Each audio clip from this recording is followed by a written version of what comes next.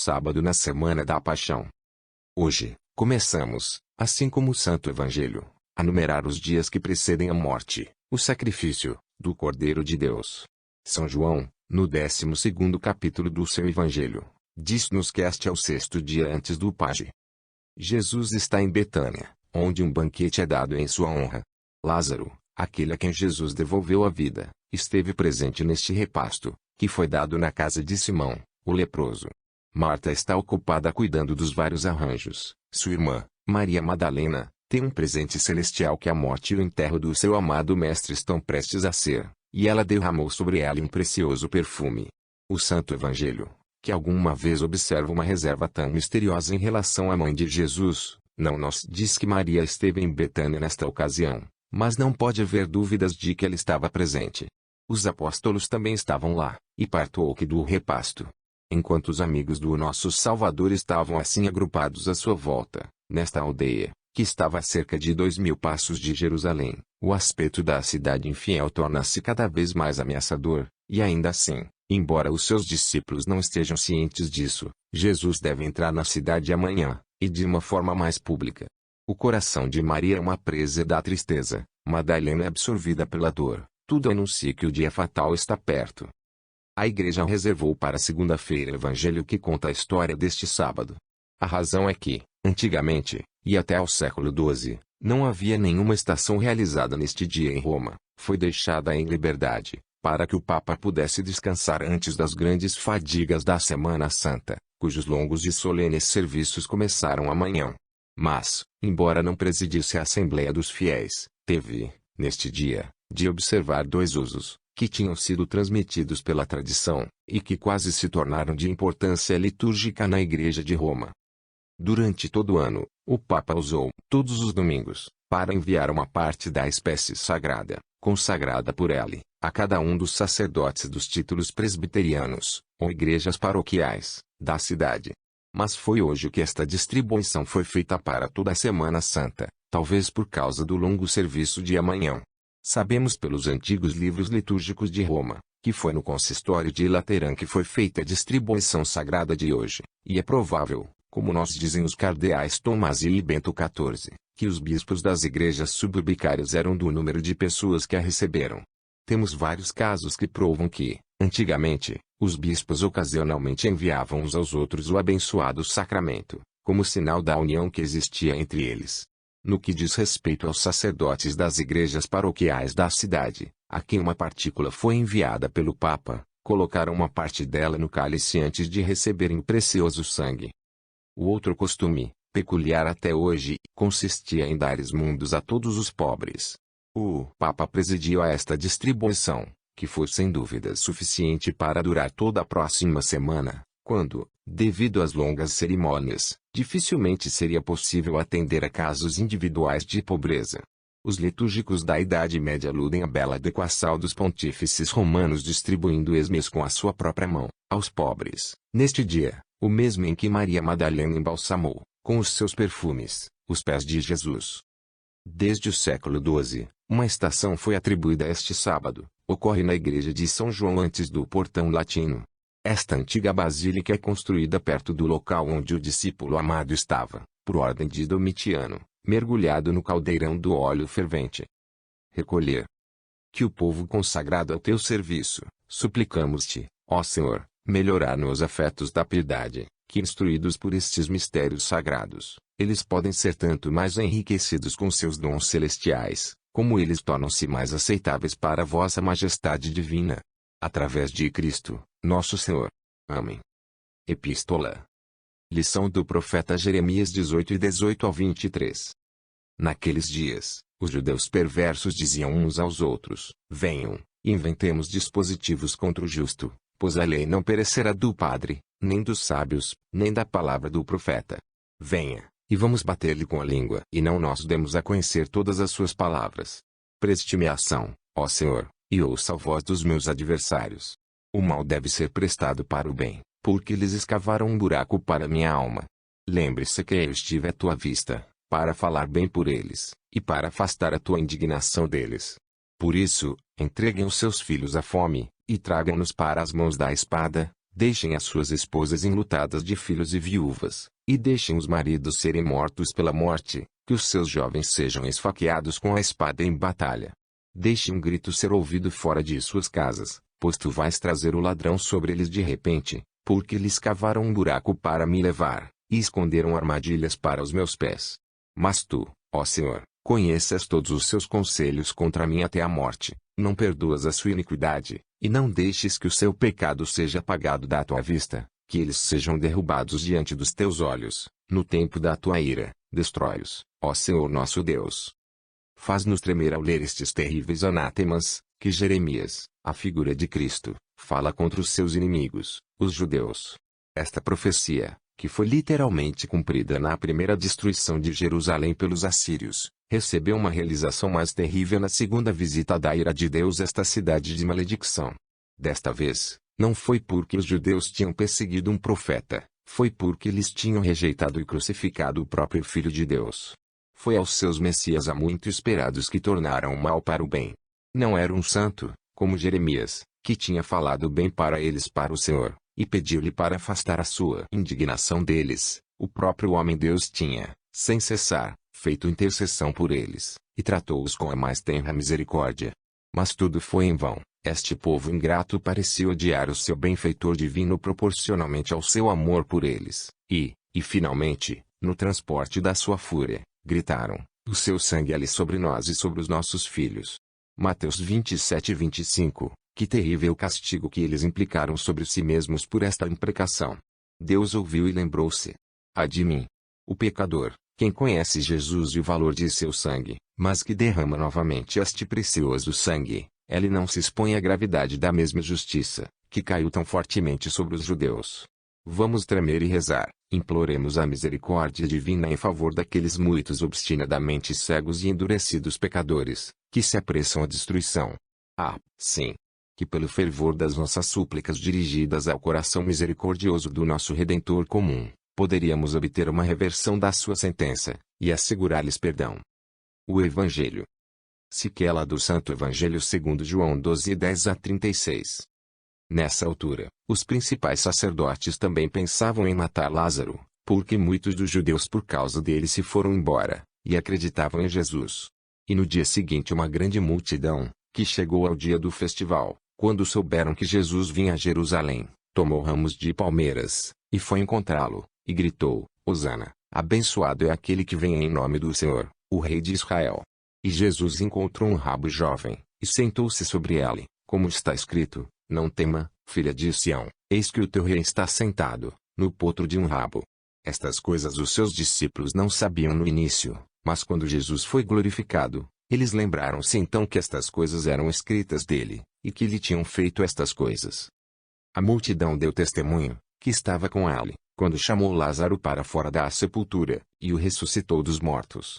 Por essa razão também as pessoas vieram conhecê-lo, porque ouviam que ele tinha feito este milagre. Os fariseus disseram, portanto, entre si: vê que não prevalecemos nada. Eis que o mundo inteiro foi atrás dele. Agora havia certos gentios entre eles que vieram adorar no dia do festival. Estes vieram, portanto, a Filipe, que era de Betsaida da Galileia, e desejavam, dizendo: Senhor, veríamos Jesus. Filipe comete, e Teleta Andreu. Mais uma vez André e Filipe contaram a Jesus. Mas Jesus respondeu-lhes, dizendo: chegou a hora de que o Filho do Homem será glorificado. Amém, amém, digo-vos, a não ser que o grão de trigo que caia no chão morra, permanecendo sozinho. Mas se morrer, traz muita fruta. Aquele que ama a sua vida, deve perdê-la, e aquele que odeia a sua vida neste mundo, mantê-la para a vida eterna. Se qualquer ministro homem para mim, deixe-o seguir-me, e onde estou, haverá também o meu ministro. Se algum homem ministro para mim, ele honrará o meu Pai. Agora é a minha alma perturbada.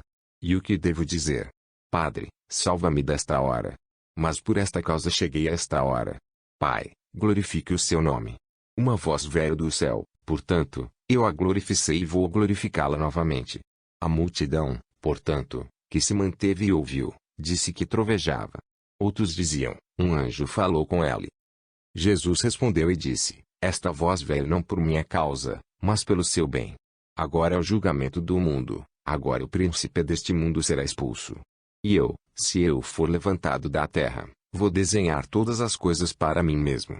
Agora disse ele, significando que morte deve morrer. A multidão respondeu-lhe: Ouvimos fora da lei, que Cristo cumpre para sempre, e agora dizemos tu, o Filho do Homem deve ser levantado. Quem é este Filho do Homem? Jesus disse-lhes, portanto, no entanto, um pouco, a luz está entre vós. Ande enquanto tenha luz, que a escuridão não ultrapasse, e aquele que caminha na escuridão não sabe onde quer que ele vá. Enquanto tens a luz, acredita na luz, que podes ser filhos da luz. Estas coisas que Jesus falou, e ele foi embora e escondeu-se deles. Os inimigos de Jesus vieram àquele campo de ódio, que rouba a um homem os seus sentidos. Lázaro, que foi restaurado da morte para a vida, está aqui diante deles, e em vez da sua reanimação convencendo-os de que Jesus é o Messias, isso os faz pensar na melhor forma de safar-se com esta testemunha irresistível. A entrada triunfante de Jesus em Jerusalém, que vamos comemorar solenemente amanhã, aumenta o seu ciúme e ódio. Eis que, digamos que não prevalecemos nada, o mundo inteiro vai atrás dele. Ai de mim! Esta ovação deve ser logo seguida por um daqueles inversos a que uma população é tão sujeita. Entretanto, no entanto, temos certos gentios que desejam ver Jesus. É o início da concretização da profecia de Jesus: o reino de Deus será retirado. Vós, e deve lhe dar a uma nação que cede os frutos dos mesmos. Mateus 21:43. Em seguida, o Filho do Homem deve ser glorificado. Então todas as nações, pela sua humilde homenagem aos crucificados, protestarão contra a cegueira pecamílica dos judeus. Mas, antes que isto se concretize, é necessário que o trigo divino seja lançado ao chão e morra. Então, a colheita gloriosa, e a bela semente, deve render 100 de vezes. E, no entanto, Jesus sente, na sua natureza humana, um medo momentâneo ao pensar nesta morte que ele vai sofrer. Não é agonia no jardim, é um problema de alma. Vamos ouvir as suas palavras: Padre, salvar-me desta hora. É o nosso Deus que prevê tudo o que ele está prestes a sofrer para o nosso bem, e enche de medo. Ele pede para ser libertado dele, embora a sua vontade tenha decretado e aceite. Ele imediatamente acrescenta: mas, por esta causa cheguei a esta hora, Padre, eu gloribilizo o teu nome. Sua alma está agora calma, mas uma vez aceita as difíceis condições da nossa salvação. Depois disto, as suas palavras falam de um triunfo. Em virtude do sacrifício que está prestes a ser oferecido, Satanás será destronado, o príncipe deste mundo será expulso. Mas a derrota de Satanás não é o único fruto da imolação do nosso Salvador. O homem, criatura terrena e depravada como ele é, deve ser ressuscitado desta terra para o céu. O Filho de Deus será a pedra celestial, atraindo o homem para si mesmo, e eu, se ele levantar da terra, atrairei todas as coisas para mim mesmo. Ela esquece os seus sofrimentos, e a morte terrível que agora o perturbou. Ela pensa, mas da derrota do nosso inimigo implacável, e de sermos salvos e glorificados pela sua cruz. Estas poucas palavras revelam todo o coração do nosso Redentor. Se os pesássemos atentamente, serão suficientes para nos inflamar com devoção enquanto celebramos os inefáveis mistérios da Semana Santa. Desçam as vossas cabeças a Deus. Que a tua mão direita, ó Senhor, te suplicamos, protejas o teu povo fazendo súplica a ti, e purificando-os dos seus pecados, torná-los sábios, que possam fazer tal uso dos confortos desta vida presente, como chegar ao que é eterno. Através de Cristo, nosso Senhor. Amém. Vamos pedir misericórdia ao Salvador das nossas almas, nestas palavras de súplica usadas na liturgia gótica de Espanha. Suplicação. Justo sexto. Dominicai v. Tenha piedade, e poupe, teu povo, ó Senhor mais misericordioso. Porque nós pecamos contra si. Olhe para baixo, do trono da tua cruz, sobre nós criaturas miseráveis, que são agripadas pelas correntes das nossas paixões. Entregue-nos, ó tu, o nosso Redentor, dos castigos que merecemos. Porque nós pecamos contra si. Que foi esfolado, ignominiosamente crucificado, e insultado por eles que te perseguiram. Porque nós pecamos contra si. Se tu, o justo juiz, que não foi julgado injustamente, e, embora inocente, feito para sofrer as torturas da cruz. Porque nós pecamos contra si. Ó tu, que até agora não se calou perante o juiz. Porque nós pecamos contra si. A seguinte sequência, em louvor de Maria, é mais apropriada para este sábado da Semana da Paixão. Mistura docemente as homenagens que devemos à cruz de Jesus e aos dolores de Maria. Tiramo-la do orai do século XVI. Sequência. Nós, que pelo fruto da árvore proibida, perdemos a nossa vida, agora procuramos a árvore da vida. Só ela encontrou esta árvore, que vê o ramo onde está fixado o fruto. A nossa fé diz-nos que a fruta que nos dá vida paira sobre o peito de Maria.